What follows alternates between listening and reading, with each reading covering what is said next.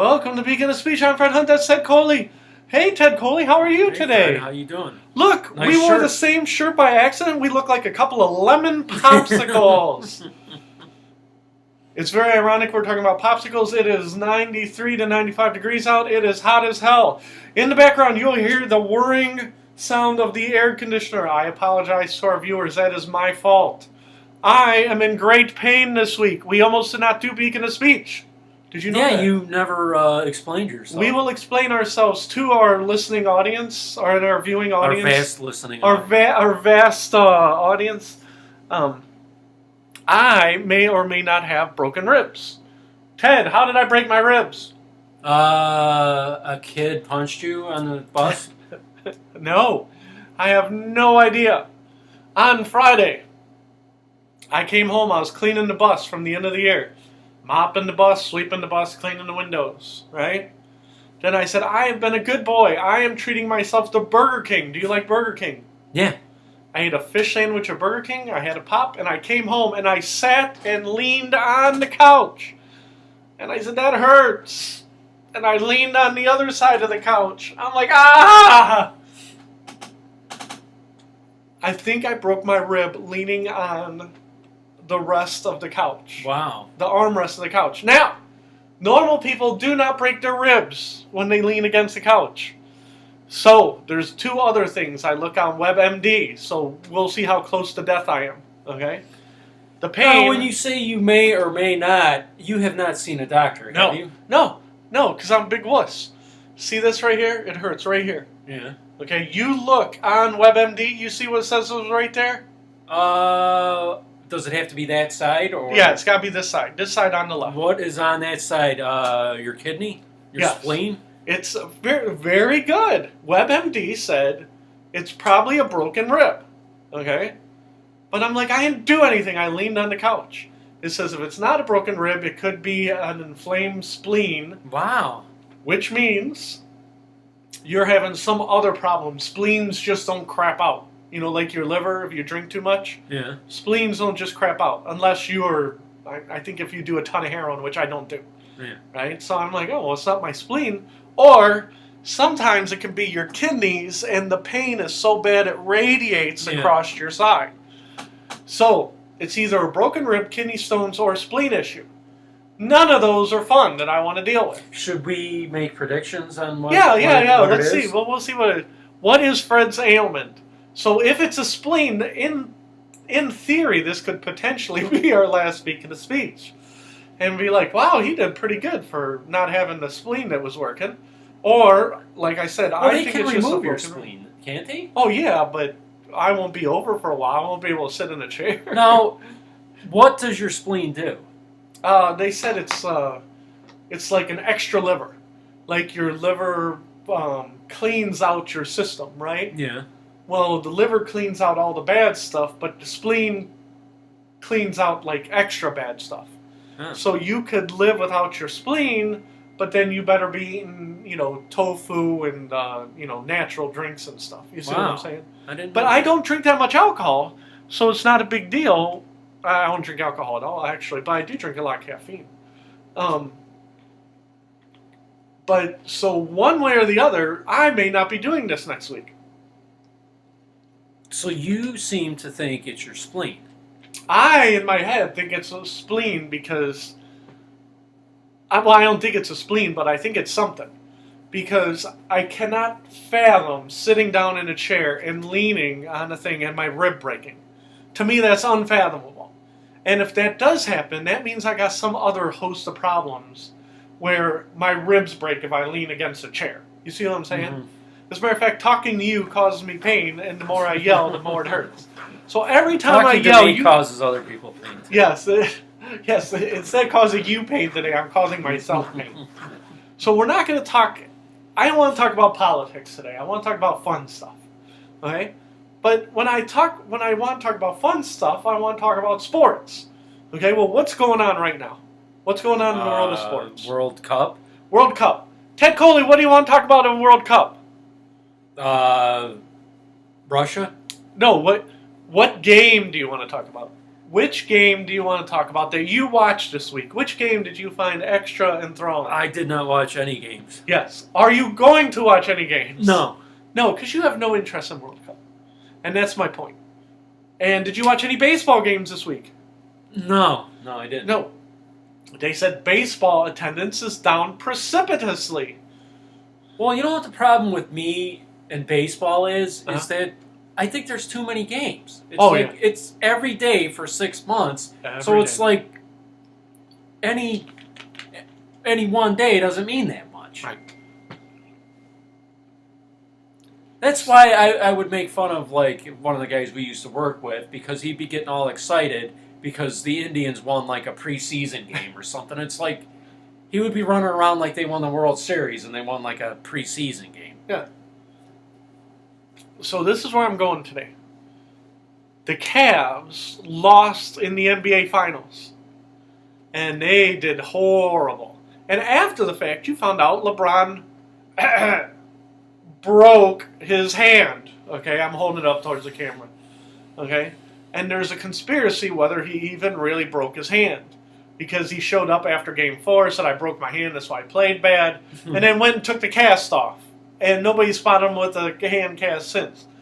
Was his hand really broke? Was it an excuse? Blah, blah, blah. Who knows? Okay? But there's a point to the story about LeBron's broken hand. Okay? When, and this is where I'm going to start with you. This is where we're going to go down the rabbit hole. Okay? When you were a young man, Ted, think 8, 10 years old. Okay? When you were bored, what did you do? Your dad or your stepdad, or just whoever, you're sitting in your room and you're not doing nothing. Dad, go outside and play. Get out of my house. I remember, what are you doing? And I would say nothing. You can't be doing nothing. Yeah. You know, in other words, you're always doing something. Right. So you would go out and would you play sports with the neighborhood kids? Yeah. Would you play baseball, football, whatever? Yeah. Now, those sports, your dad or stepdad, whichever year it was, made you go outside, but you enjoyed playing sports. Would you say that's fair? Yeah. I don't think anybody ever made me go outside. I liked, being outside. Right. And me too. I like playing sports with the neighbor kids, playing soccer, football, baseball, blah, blah, blah. I remember one time there were a bunch of us, and we tried to tie our bikes together, and then ride them. Oh, yeah. It was like a literal train wreck. Yeah, well, but it was fun. It's the same thing. Bill Cosby, I know it's unpopular to say, Bill Cosby did a comedy album called Wonderfulness. And he talked about how they used to have go-kart races. And they'd go at the top of the hill in Philadelphia, and they'd all take their go-karts.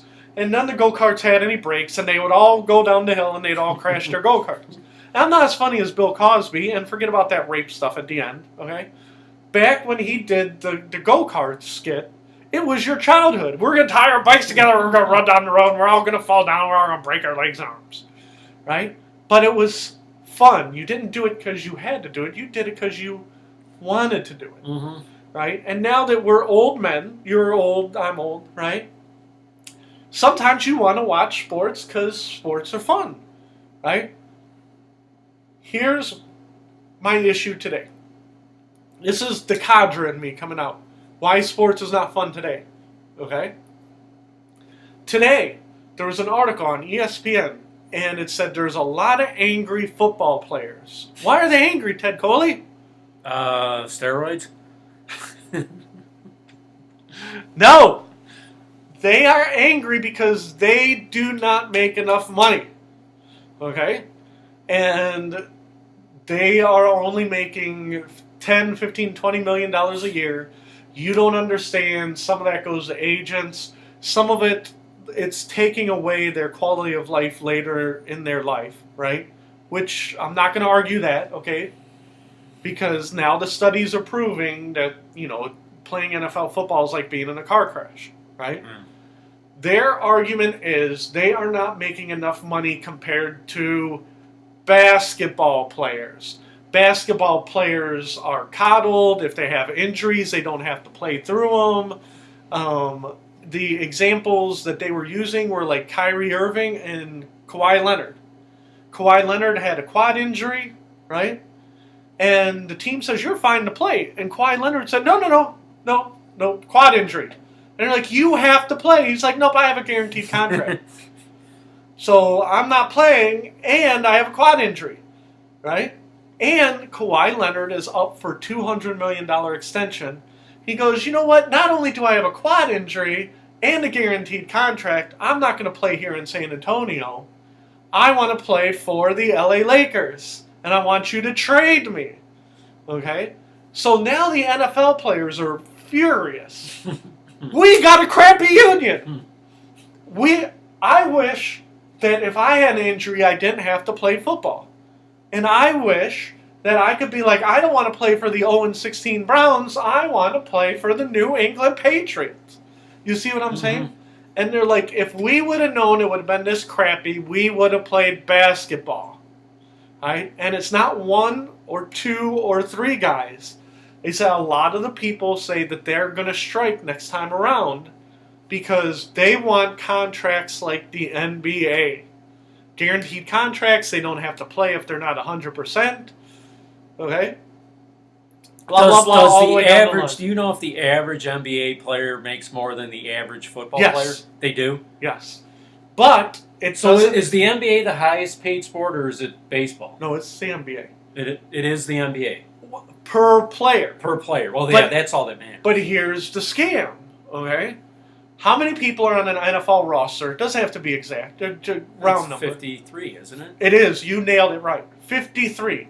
So even if the NFL players, even if the NFL is making $10 billion, they have to split it 53 ways.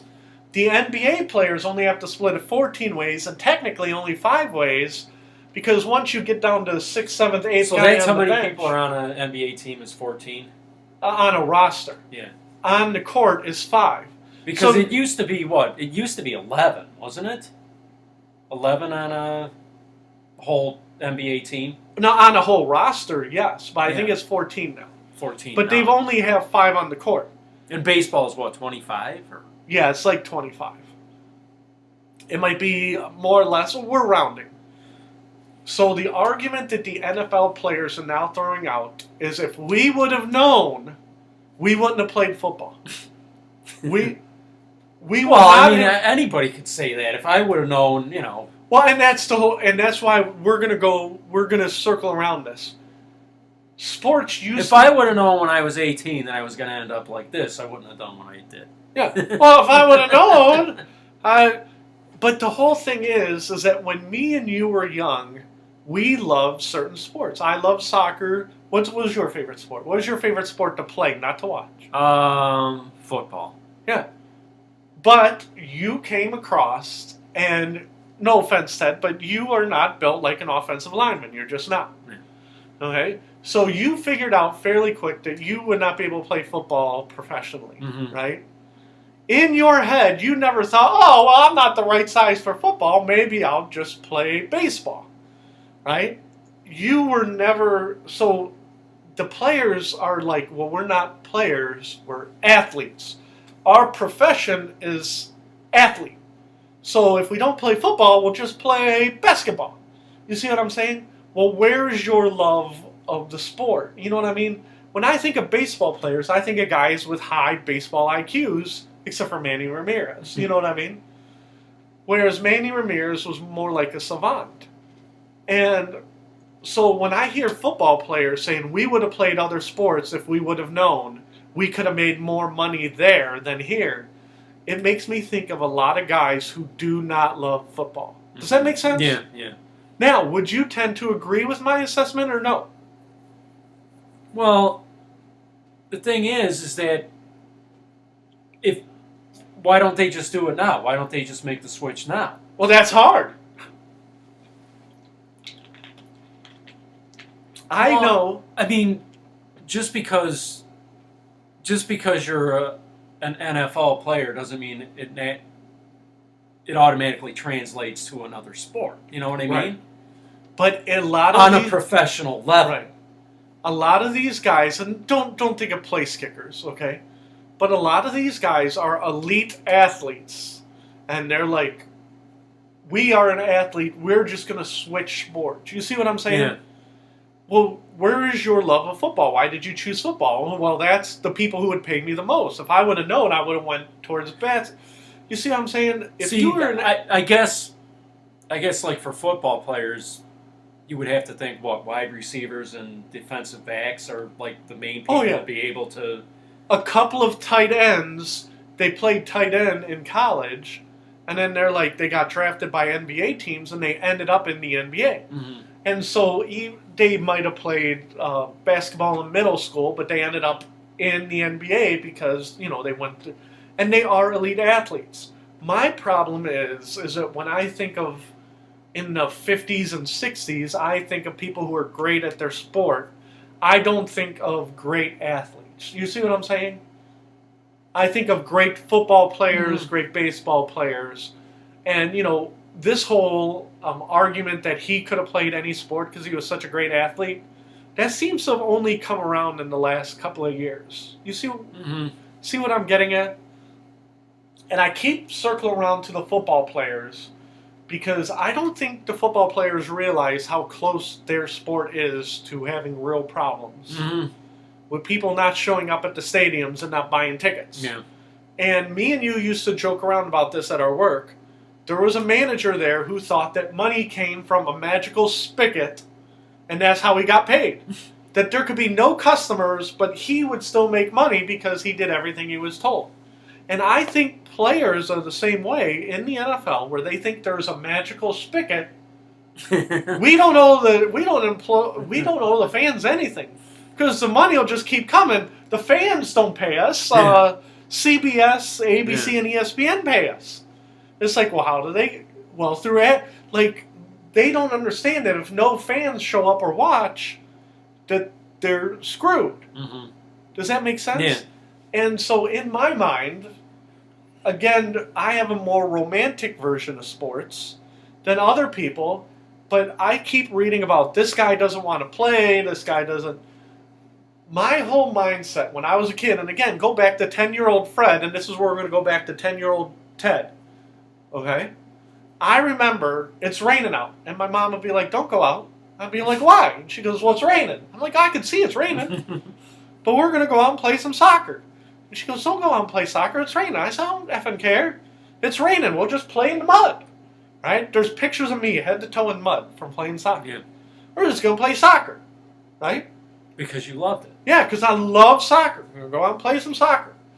No, just stay inside. What am I going to do inside? There's no soccer in here. Right?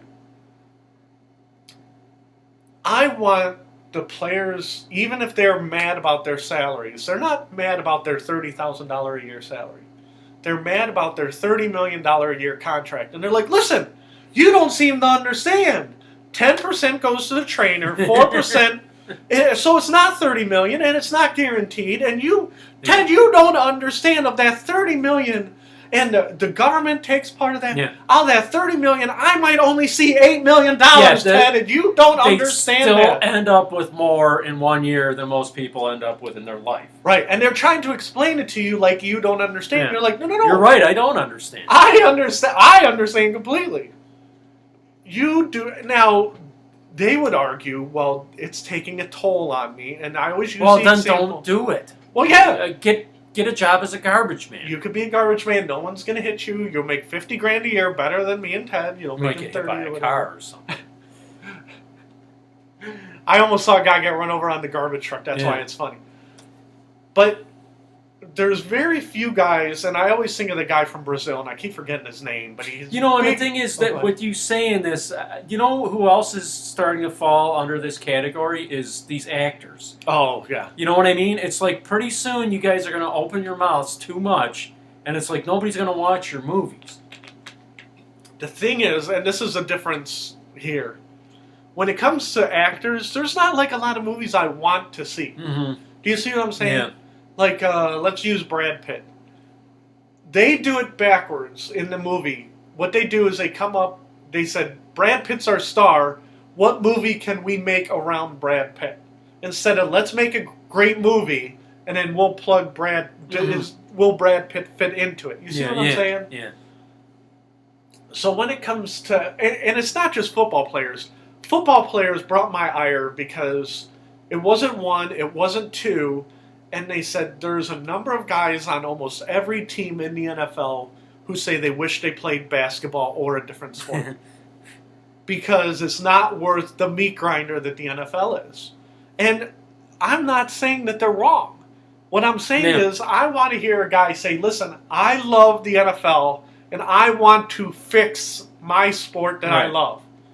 Not, this sport sucks. Yeah. And I'm going to get a concussion and knocked out. I'm going to not enjoy my life. I'll enjoy my life now because I'm playing running back for $30 million. What do you mean you're making $30 million? You don't enjoy being running back for the team. You know, how many kids played high school football and are like, I'm going to be the running back, you know, the Al Bundy syndrome. I scored 4 touchdowns in a game in high school. I want to, you know, be an NFL player. Mm-hmm. And by the time you reach the professional level, all the joy is like squeezed out of it. And like I was going to say, the guy in Brazil, who he would play soccer and he'd have a smile on his face. Mm-hmm. You know, he'd spin around, he's got the biggest smile. There's nowhere he'd rather be than on the, sorry, block your face. There's nowhere he'd rather be than on the soccer field, right? And you could tell he loves soccer. Now, everybody shows their joy in different ways, but there's nowhere I want to be more than on the soccer field. I want the guys who are like, you have to drag me off this soccer field. Not the Kawhi Leonards of the world. Well, you don't understand, I got a quad injury, and if that exacerbates, I won't get my $200 million contract. Right now I have a $100 million contract, but I want to make sure I get that. Yeah, I mean, they're just businessmen. Right. They're not guys who love the sport. Right. They're guys who are just good businessmen who happen to be playing football. Right. And, you know, I was showing you the article about Kyrie Irving. Kyrie Irving had to have knee surgery in the middle of the season. Okay? Now, where I worked last year, I was joking around. There were a bunch of people at my work. You know, we get the summers off. And they opted to have their elective surgeries during the year. And the bosses were like, well, it would be helpful if you did it during the summer when you have off. And they're like, well, that's my time.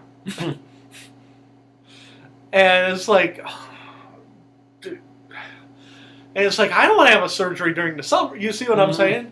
Because it was like a lot of elective surgeries. And it's like the NBA players are like, well, we know there's an off season, but I would rather do it during the season so I miss some games. You know, it's a long goddamn season. You know how many games are in the season?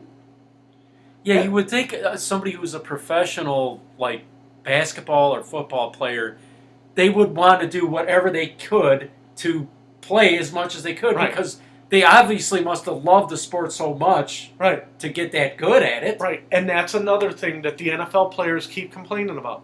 They say other sports give you days off. They never give you a day off in the NFL. They never give you a game off because you're tired or anything. And they're like, there's only 16 games. There's 160 baseball games. You were just saying at the beginning of the webcast how long the baseball season is. But it's like, well, yeah, 160 versus 16, there's a big difference. Yeah, I mean, you know what they should say to people who complain about not getting a day off? They should just say Cal Ripken. Well, that's the whole thing. And Cal Ripken even said at the end, when he was playing, he said it's hard to do this every day. And it's like, well, yeah, but at the end of the day, it's still baseball. Yeah. I'm sorry, I just read about Cal Ripken this week. It's funny. They said that him and his wife of 30 years divorced, and it was very acrimonious. I'm like, I would have never guessed that. I thought he would just stuck it out and, you know, gone for the streak, but apparently something was going on there. We don't want to speculate. We'll get in trouble. The one episode we get in trouble, we're talking about Cal Ripken's marriage. But that's what I want to see. And right now the World Cup's going on, and I keep trying to talk World Cup, and Ted's like, I do not want to talk about World Cup. A lot of the guys play for the love of the country. But others, like, and again, we're not going overseas, when America lost to Trinidad and Tobago, so they couldn't go, some people in American soccer said, these guys don't care enough about their country, they're more worried about their club teams. You see what I'm saying? So even my favorite sport is not immune. Now, I do not agree with those criticisms, but I have read them. They're like, oh, these guys are worried about their club teams, or they should be worried about their nation, and even if they don't go, they get their summers off. Well, they don't because they're in MLS, so it's not really a valid argument. But the point of the story is that I want to see the love of the game. And all these guys who are talking contracts, LeBron James is going to sign a $200 million contract. And we'll make predictions. You want to do some predictions on LeBron? You said you wanted to do that this episode? He's going to sign a $200 million contract with who? Well, here's the deal, okay?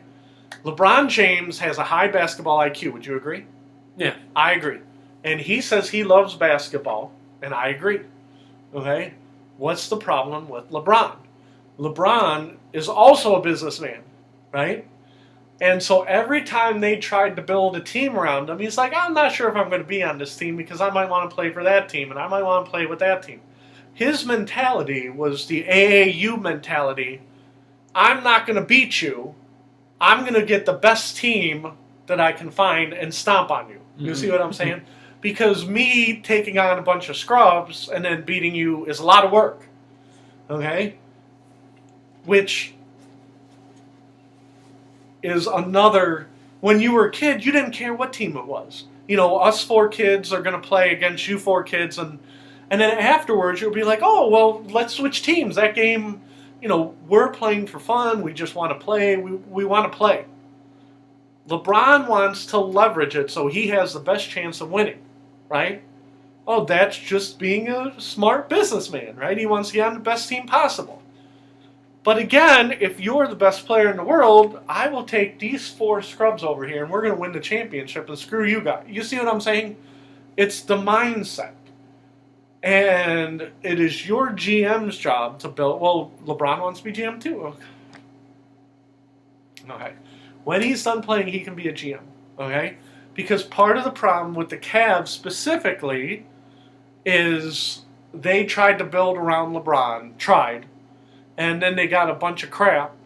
And then LeBron's like, well, you did a crappy job. So he's always trying to leverage himself out of town. This is not the first time it's happened. Blah, blah, blah, blah, blah. Right? I don't want to dwell on that. I'm just saying there's not a lot of love of the game athletes out there anymore. I keep reading about teams, trades, blah, blah, blah.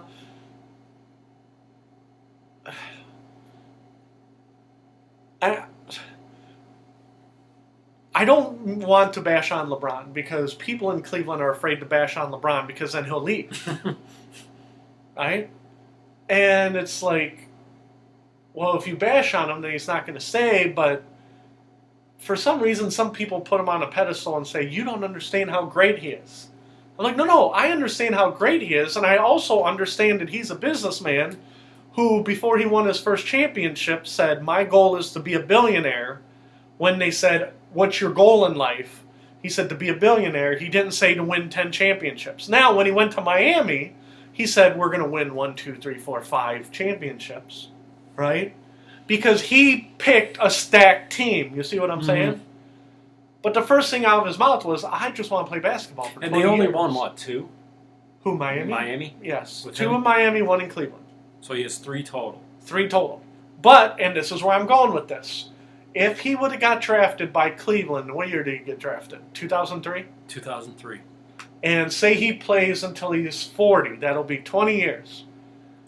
On draft night, they turned to me and you at Beacon of Speech, said, Fred and Ted, you guys draft LeBron, and we guarantee you that LeBron's going to play 20 years. He's going to be the greatest of all time. Would you take him? I'd be like, hell yeah! Sign me up. It's like signing the devil contract. Oh. But here's the catch. He's going to be the greatest of all time. He's going to play for 20 years, but you only get 1 championship. And you're like, oh, wait. And you take the pen and you put it away. You said, what do you mean I only get 1 championship? Well, every year he's going to complain that his team wasn't good enough. And every year he's going to try and leave. And then he is going to leave for a few years and he'll win championships with other teams. And, he'll say that, the owner didn't give him enough tools, the GM wasn't good enough, backhanded insults. and be like, well, wait a minute. And then he'll leave again.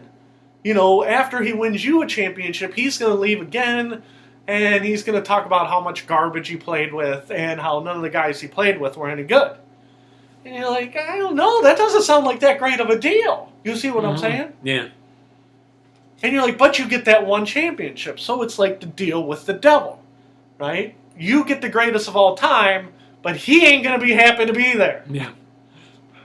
And it's like, yeah, I guess. Or do I stop? You know what I mean? So, LeBron James has leaked out at every possible place that he could. This team is not good enough to win a championship. Okay? So, what do you do? Okay? Now, he has to make a decision. And again, it's going to come back to what he did in Miami. And this all goes back to like, you ever break up with a girl and then you had to deal with her afterwards? Mm-hmm. Okay, this is the girlfriend analogy. LeBron's a free agent and he can go to any team, right? So let's say he just picks the Lakers, just hypothetically, okay? He goes, I'm going Lakers, screw you Cleveland, see you in hell, okay? And he leaves, and you're the owner, and like Dan Gilbert said, he's like, I thought you were loyal, I'll see you in hell too, right? Right?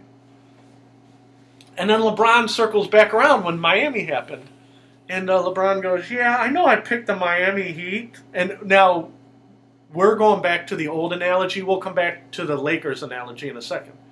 The first time he bolted and he went to Miami Heat, he goes, yeah, I know I said I was leaving, but if you, the Cavs, sign me to a giant contract and then trade me, you get something for me leaving. And Dan Gilbert's like, rotten hell. He's like, okay. And then he talked to the GM. And again, he's not talking to him, his people. Right? Listen, if you trade me to Miami, I will still get all my money that I would have got signing with Cleveland. And then you'll get some draft picks and some moving parts.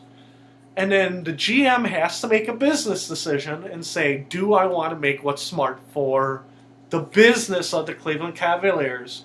And they're like, okay, LeBron, we're going to capitulate and we are going to trade you to Miami. Because at the end of the day, LeBron did not leave for Miami as a free agent. He was traded to Miami. Okay, there's technicalities there. So this time around, LeBron can come out in July or wherever this thing's up. And he can say, I picked the Lakers. And they're like, oh, no, not again. It's going to happen again.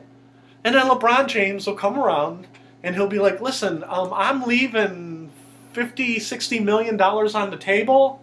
But if you trade me to the Lakers, I will get that money.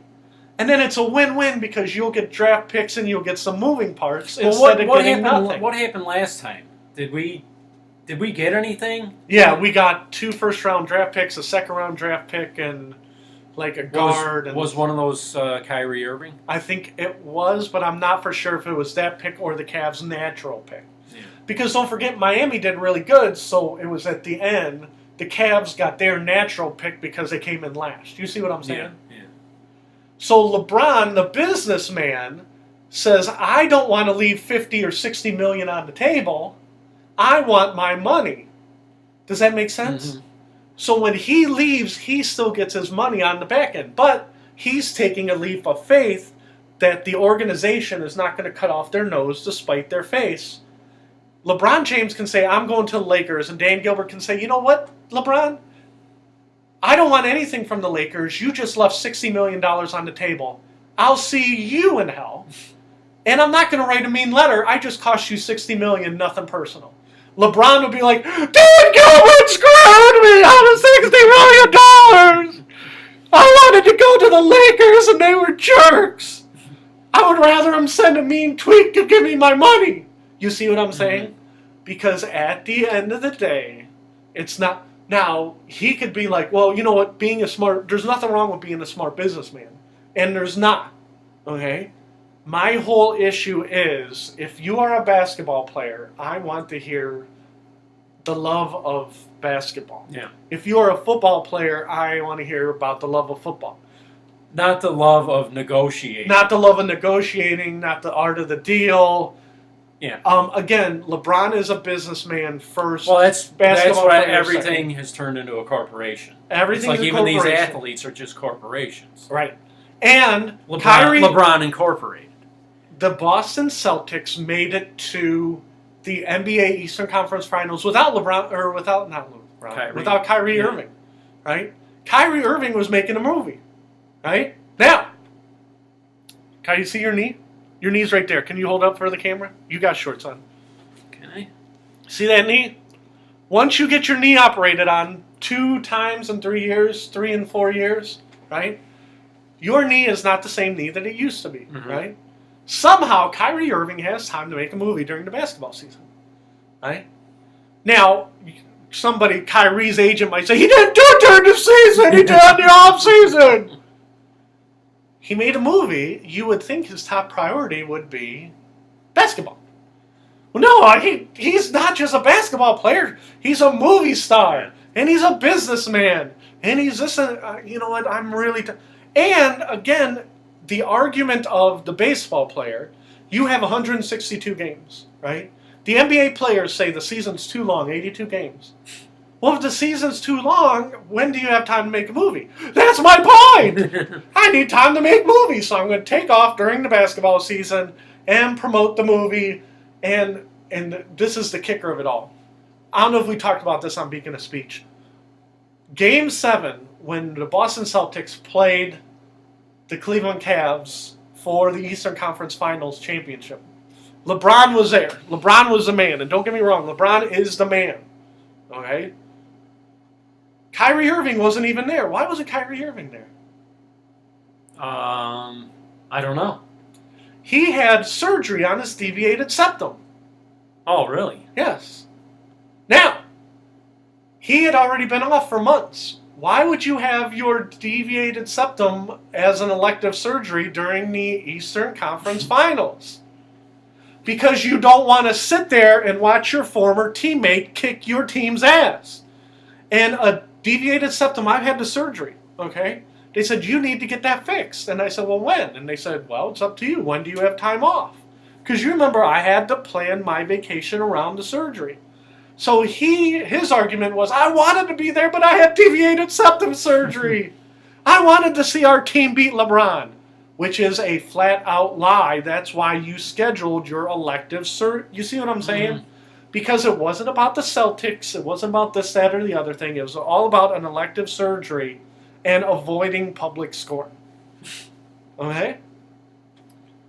Now, you can turn around and say, well, ESPN sensationalizes stuff, and all these guys are like, these are multi-million-dollar contracts. Okay? But I watch indoor soccer, and you know I'm an indoor soccer fan, right? I could give Ted Coley $20 right now and say, Ted Coley, I'll give you $20 if you spend the rest of today watching indoor soccer from now till midnight. And you know what happened? Ted Coley would hand me that $20 back and say, I'll pass. Okay? And I'm not saying how glorious indoor soccer is. What I'm saying is those guys are playing for the love of the sport. Okay? Because they don't get paid. They make $18,000 a year lucky, right? Really? Yeah. Oh, they make no money. I think the salary cap is like $100,000 for the whole team. So, like when Cleveland had 2 different soccer teams. Yeah. The Force and the Crunch. What would those guys make? Those guys, at their peak, were making 30, 40 grand. Really? Even the best players? Best players. Wow. And I know, the only reason I know is because they live next door to me. Like I said, one of them was the assistant coach on the high school team. And, you know, how much are you guys making? They were making, the reason they lived in my neighborhood, and I knew them, and when I say neighborhood, they didn't live next door, but they lived a couple of housing developments down. Are you talking about when you lived in Brunswick? Yeah, when I lived in Brunswick. They went to the schools because they made about the same as what my dad was making at UPS. You see what I'm saying? So the reason I knew them is because they lived in the neighborhood. They didn't live in multi-million-dollar homes. Now, the thing is that I know you have to go back like probably 40, 50 years, but football used to be that way too, right? Like, I remember Roger Staubach saying, "Oh, the off season, I had to get a job." In the '60s, especially linemen, the Roger Staubachs of the world, because he came out of the Navy, he didn't have any money. He made more than the other guys. Don't forget, Roger Staubach's all about investments and all that other rigmarole. So he's a bad example. But the linemen, they would work at the bar for the summer, and they would. I remember reading about. Well, yeah, they. What I would do is I would show up at the bar, and I was like an ambassador, and look at how much things change, because those guys weren't making a lot of money to the point where they had to get a job in the off season, and you didn't hear them bitch about it. Right. Now guys are making so much money, and then they complain how short the off season is. Right. And the analogy of the football player, they'd be like, "But I helped the bar. This is my bar." Not his bar, but the bar would hire him. And then they said I would load the kegs. So it would be like a football workout. Loading kegs, and in the evening I would see. It's like, could you imagine a football player today loading kegs at a bar? It would never happen. And the last guy I remember, and now you can argue with me, so please do if I'm wrong. Who is the last working man NFL player where he had a job and he endeared himself to the fans? That wasn't an NFL job. I don't know. I can tell you who it was. His name was Kurt Warner. And everybody knows the Kurt Warner story. Kurt Warner came out of college, and no NFL team would give him the time of day. He loved football. He says, I will go anywhere, anyhow, to play football. Yeah. And he had a wife who was older than him, like by 8 years. And they always talked about their Christian faith and working hard and opening doors and all this other, stuff, which is irrelevant at this point. And he went to Iowa. And I think they said he was making $500 a week to be quarterback of the Iowa Barnstormers. And he set Arena League records. He's like, I cannot live having a day job. And I think they said he was bagging groceries at the grocery store. Yep. And then at the weekends, he would make $500 and play for the Barnstormers. He goes, I cannot do this forever. At some point, I have to make more money than minimum wage at the grocery store and throw into football in the Arena League. And eventually, what was he, a 26 or 27-year-old rookie when he took the NFL by storm? Yeah. That's the last guy I remember working through the... You see what I'm saying? He's like, I'm going to keep working. I'm going to keep working the dream. And the guys now, the Johnny Manziels of the world, they get a 2-year contract and they're like, I don't need this. That's what I mean. At some point, if they keep this up, they're gonna kill the golden goose. Right.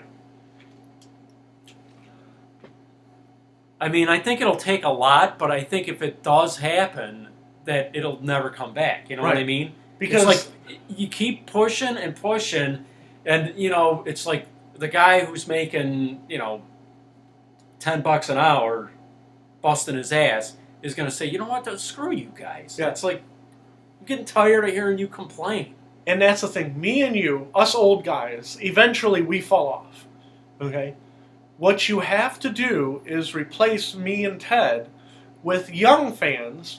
Well, what young fans want to spend $100 a ticket for whiners, and when they could play video games, or you see what I'm saying?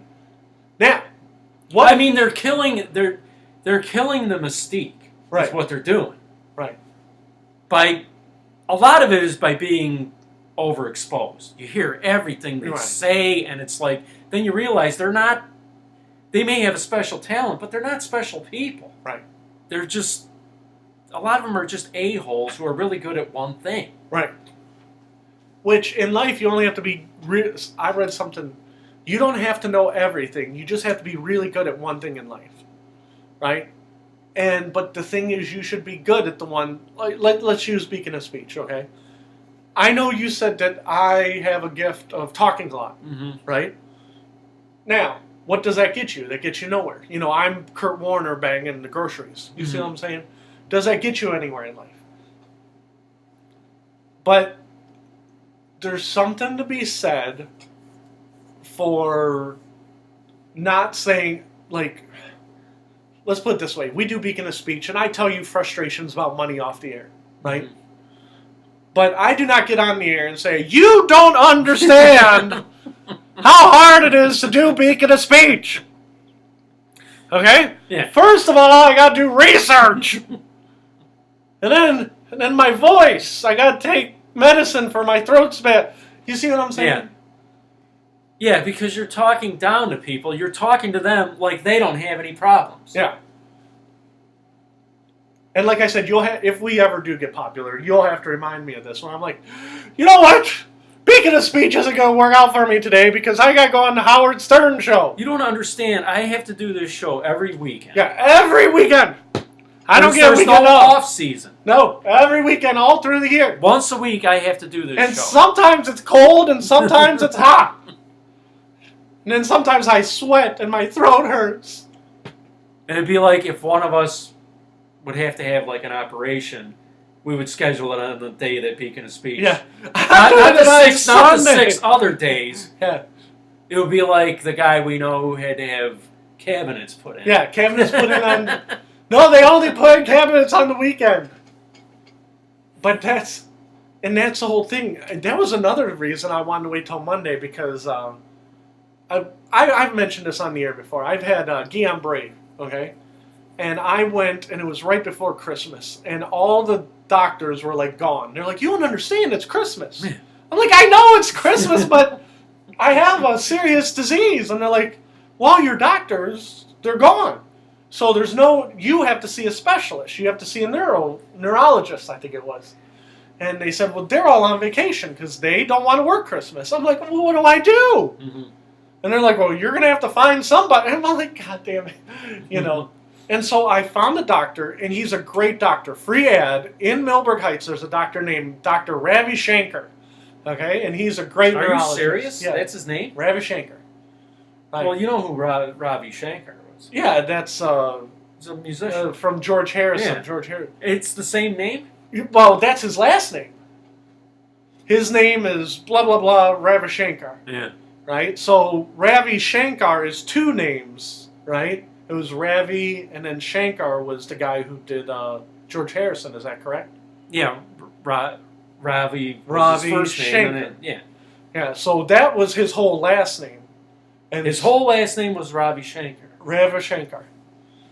And he was Indian, and he did a great job with me. But I'd be like, oh, well, I got Dr. Ravi Shankar, and I'm talking to him, and I'm like, you know, thank you for taking me. And he goes, oh, yes, very busy on Christmas. And now, I said, what was he a different religion? Yeah, he was Hindu. He was and that's where I'm going. Well, I said, oh, thank you for seeing me so close to Christmas. He goes, oh, yeah, very busy over Christmas, very busy.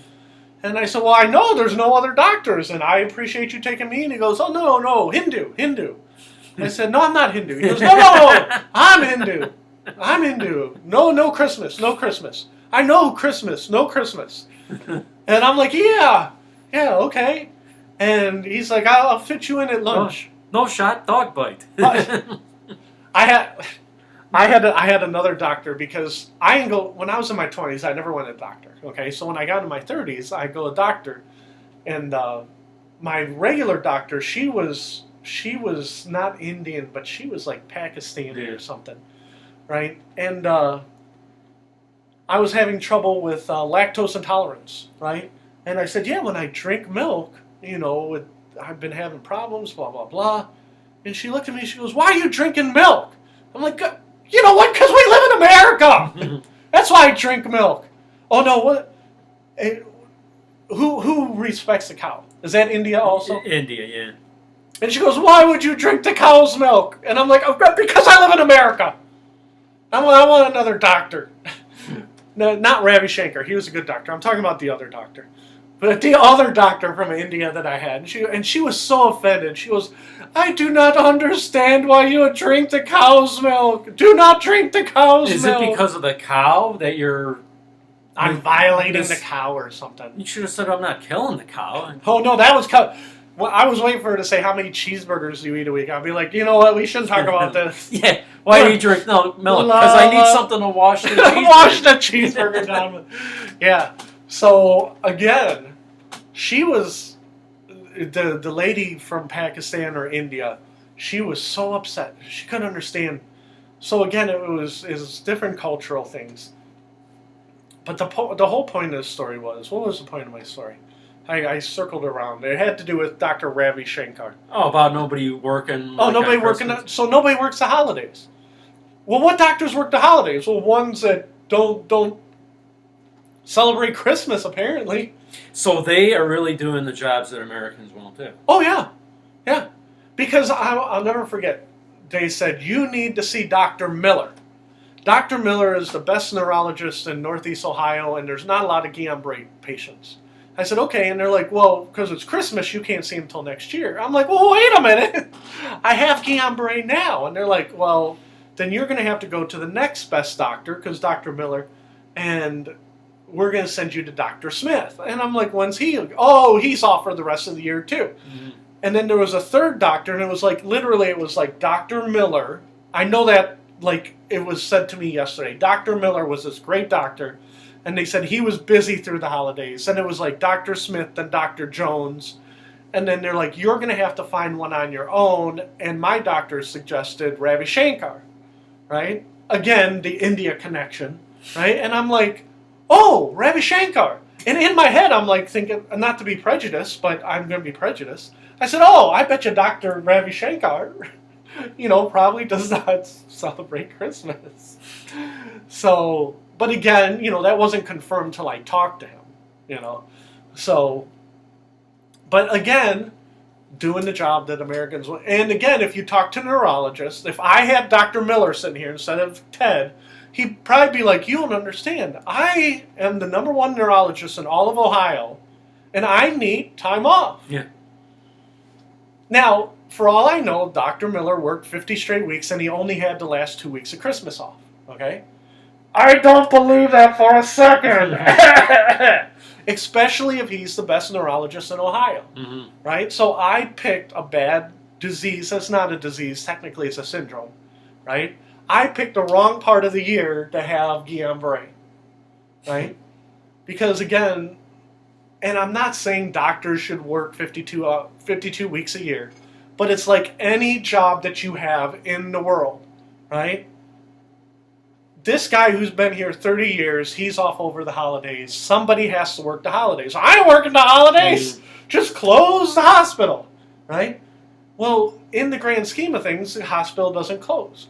In the NBA, they're like, well, you don't understand. I don't. You see what I'm saying? And what I'm saying is that at some point, people who make 1/10 or 1/100th of what these people make are going to get tired of hearing that. Right. And I keep hearing stories. And again, my brother-in-law, he's a great guy. Again, if you need a good neurosurgeon, he's great. Okay, go to him. Okay? But I keep hearing stories from him that people are leaving the medical profession because it's too much of a headache for as much money as you make. Okay? Which goes back to the NBA analogy, right?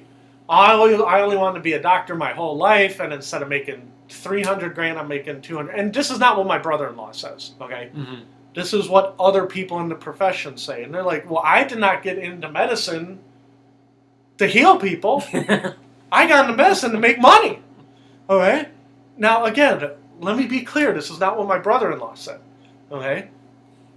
But there are people out there. Do you want that doctor? The one who takes off Christmas, Easter, every holiday, and he's like, I only want to see the patients I have to see. You would not think that there's doctors out there. Now, let's say we were within a mile of the Cleveland Clinic, we would have a PR person run in from outside. Oh, no, not the doctors at the Cleveland Clinic. They're totally different than those other horrible. No. It's every profession, it seems like. Yeah. Right? I love being a doctor. I could be a doctor every day of the year. There are not doctors like that anymore. And again, and not all of them, but there are some. And that's the analogy. If you don't like being a doctor, Yeah, then and the whole problem is that these people are talking to regular people like they have no idea what it's like to have to do something every day. Right. You don't understand how hard it is doing this job every day. Right. Yeah, because I don't have a job. Right. And when I was going with the doctor analogy, and it took me a while to get there because I couldn't remember where I was going with it. LeBron James keeps saying it sucks that we have to play on Christmas.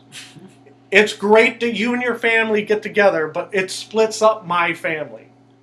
Right? And be like, this fun. They make me play basketball at Christmas. Well, you know what? Somebody should tell them then go to a crappy team and you won't have to play. Yeah. Go to the because only the good teams. Right. Yeah, only the good teams. I guess that's the penalty of achievement. Yeah, go to the New Jersey Nets. They don't play on Christmas. They don't play market. You see what I'm saying? Yeah. And so, like I said, I use the doctor analogy because it's a gross simplification. They're like, well, you know what? Then change the system from within. Say, I love basketball, but I don't think it's fair that we have to play. Not, this sucks. You don't understand. We got to play on Christmas. Because me and Ted used to work at a job together where somebody had to work on Christmas. And we had a guy who had kids. He's like, you don't understand, I got kids. Yeah, and so do I, and so does that guy, and so does that guy. But I have kids. Yeah, we get it. You have kids. Maybe they could have, like, Indian basketball teams playing on Christmas. The all Ravi Shankar. Like I said, I cannot put in enough good plugs for Dr. Ravi Shankar. If you need a good neurologist, go to Ohio, go see Dr. Ravi Shankar. He's the greatest guy in the world. And like I said, he took good care of me when I had the Guillain-Barré. And I can't, because again, for some reason I want to say that my general doctor, I don't remember. Would it be funny if Ravi Shankar sued you for talking about it? Ravi Shankar, you are making fun of the Hindus. I don't care if you give me recommendations. I'm suing you. You cow-eating bastard. But it's just getting to be insulting. You know what I mean? Yeah, it is. And trust me, I want the days off. You want the days off. We all want days off. When you are making money hand over fist, it's hard to hear. Yeah. How much it sucks, and he's not qualifying it with like LeBron James example. My whole point is, what do they think other jobs are like? Oh, they're the same thing, only you don't make anywhere near as much money. Yeah. Well, if I wanted to have a job, I wanted to be good at basketball. And don't get me wrong, I hear basketball players say basketball is a job, right? And I don't doubt that. But there are doctors out there who love their jobs. Yeah. Who are like, we just want to be compensated fairly. And that's fine. I'm just saying there's doctors out there who care about money. Mm-hmm. Not my brother-in-law. He's a good doctor also. He's a good neurosurgeon. So, I'm sorry, but so that's the whole point of sports today. Is sometimes you just want to escape the sports. Your life sucks. You think you have a broken rib, or you got to, like Ted had to work 6 days this week, right? Mm-hmm. And you just want to turn on the TV and watch sports. You don't want to hear about contract holdouts. You don't want to hear how you're getting screwed. You're only making $30 million instead of $50. I wish I was playing a different sport because this sport sucks. You see what I'm saying? Yeah. And you are right. I think certain sports are getting to the point where they are getting close to slaughtering the golden goose. Yeah. And they say they're businessmen, but they don't understand if there's no customers, there's no business. Yeah. And like I said, you could piss me and Ted off. We're outside of demographic. They're looking for 18 to 44 or 18 to 45. So we're out of the graphic. So right now, unless Ben Gay becomes an advertiser of the NFL, we're out of the demographic. So it'd be like... Well, it's just like when this, kneeling during the national anthem started. My brother said, those dumb bastards are going to ruin it for themselves. Yeah. Yeah. But and me and you we say no more NFL, right? We're not watching the NFL anymore, right? First thing the NFL says, well, okay, we're going to replace you with an 18-year-old. The problem the NFL is going to have is when they can't replace Fred and Ted with 18 and 20-year-olds anymore. Yeah. Now, the NFL is one step ahead of us because they are good businessmen. How are they going to and we're going to wrap it up in a minute because I told Crystal we'd leave around 4:30. So, but how does the NFL replace, and this is a trick question, Ted, so think hard. How does the NFL replace disgruntled Ted and disgruntled Fred? I don't know. What they do is they go to the Supreme Court and they said it is not fair that 18-year-olds and 20-year-olds are not allowed to gamble on our sport. Right? So instead of replacing Fred and Ted with two 18-year-olds who love football, they're replacing Fred and Ted with two 18-year-olds who love gambling. Which is why all these sports leagues are all, 20 years ago, gambling, you might as well piss in the commissioner's face. You said gambling, and they're like, oh, no, gambling. Gambling is the original sin, right? And now they want sports betting because they're replacing the old people who love sports with young people who love to bet on sports. Does that make sense? Yeah, I guess. But the problem is that when you replace Fred and Ted with kids who gamble, gambling is a losing proposition because the house always wins. The gambler does not always win. Once everybody gambles on sports, now your business, your customers don't love sports. They love, I mean to spit on the keyboard. They love gambling. Does that make sense? Yeah. They don't love the NFL. They don't love basketball. They love to gamble. How can I gamble today? So you are creating a different subset. Yeah, there doesn't seem to be as much love of anything anymore except money. Right. Which goes back to you love the money. Yeah. And I don't mean you love the money, just you in general. So, but that's the danger. And when we say the tipping point, it's a tipping point in a number of ways. Because you replace Fred and Ted with two young gamblers, two kids, they lose their shirt because they're horrible gamblers, and they're like, I hate the NFL, I'm never watching again. They give up the NFL at 21 instead of 50 like me and you. You see what I'm saying? So now you are playing with fire. Because you have fans that don't love it, you have fans who want to get down with the sport. And it's business, point spreads and all the other things that don't make sports an escape. Have I bummed you out enough? No, I'm just thinking it's like I never really bet on any sports, I very rarely bet, but I have bet before. But I have not bet enough where you could build a business plan on me. Do you see what I'm saying? Whereas some of the business plans are like, well, we'll just have it every casino, and you can go down and bet on the game up at the local Shell station, right? And you're like, oh, well, okay, instead of playing lottery, and then all of a sudden there's more lottery games because the lottery's like, we got to fight against these damn degenerate sports gamblers. Your entertainment dollar only goes so far, right? And if you don't love it, who's going to go? And I'll give you an example. I love baseball. When I was a kid, I used to play baseball, okay? The Cleveland Indians had priced their way out of my family's budget, okay?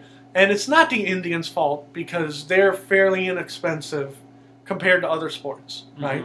But if I love baseball and I don't care who's playing, I can go to the city next to me and watch the single A team play for $40, $50 for the whole family versus $200 for the whole family going downtown. Does that make sense? Yeah. So go to the city next to you. Where is it? Avon. Oh, Avon is the single A Indians? They got the Lake Erie Crushers out there. And we're probably going to go see the Crushers next week. Okay, so that's the single A in Avon. Yeah. And where's the double A? Akron. That's right downtown Akron, right? Yep, downtown Akron. And I've been there before. That's also very nice. That is, I've obviously driven and walked past it or whatever.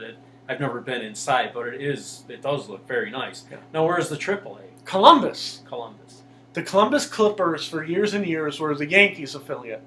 And now they're the Indians affiliate. So you just go right down 71 and say you love baseball so much you want to see the top tribe prospects, you could drive down to Columbus and see them. I love minor league hockey. So I watch the Lake Erie Monsters, and they're now the AAA affiliate of the Columbus Blue Jackets. You said you have gone to single A games? Yeah. Is there, I know there's obviously a difference in skill, but is it a big difference between them and, like, majors? Yes. Big skill difference. Yeah. Don't get me wrong. It's not like you're not watching, like, the Iron Mountain softball No, team. no. Here's the main difference. A lot of the guys at single A can play baseball. They were very good on their high school or college team. The problem is that they're too small. You see what I'm saying? They can't, like, certain guys can't hit the curveball. You see what I'm saying? Yeah. Like, every guy has a major deficiency. That's why they're in single A. Like, you look at, there was a guy, and he was playing shortstop for the Crushers. And I'm like, this guy is good enough. And we're sitting, 10 rows up or whatever. And he's making these backhanded plays. I'm like, this guy's good enough defensively to play in the pros, right? And I'm like, I don't know why he's, And then he came up to bat, and he looked like Eddie Goodell.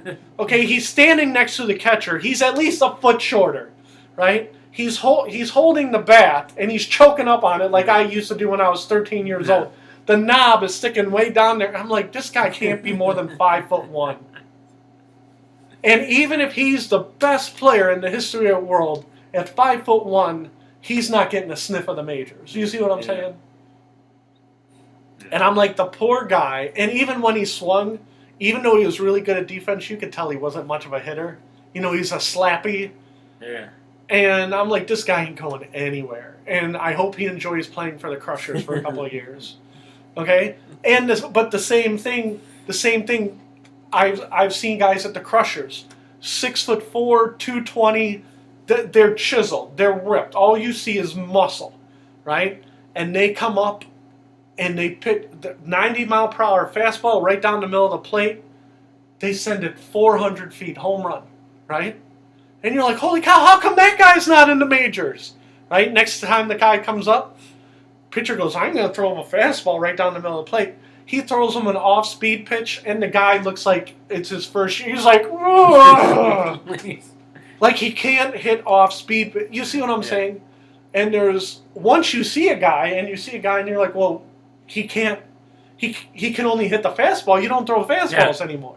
Well, then all of a sudden it's all about adjustments. Right, and so the guy's batting 188, and all he's seeing is off-speed pitches. He's like, this sucks. Why don't they throw me a fastball? So in that league, you're running into guys who are 18, 19, 20 years old who are just, they're good players, but there's a gaping hole that why they're not in Double A, Triple A. Mm-hmm.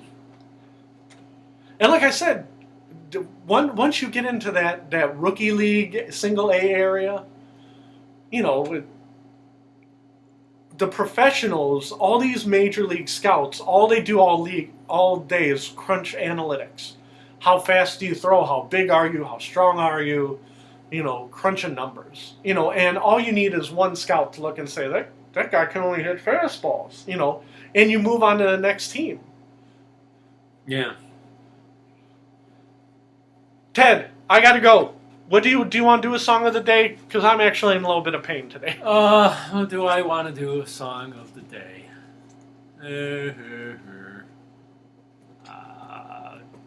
I shook the desk. I will do Black Magic Woman from from Fleetwood, the Fleetwood Mac. The Fleetwood Mac version. In tribute to Danny Kerwin. In tribute of the late Danny Kerwin.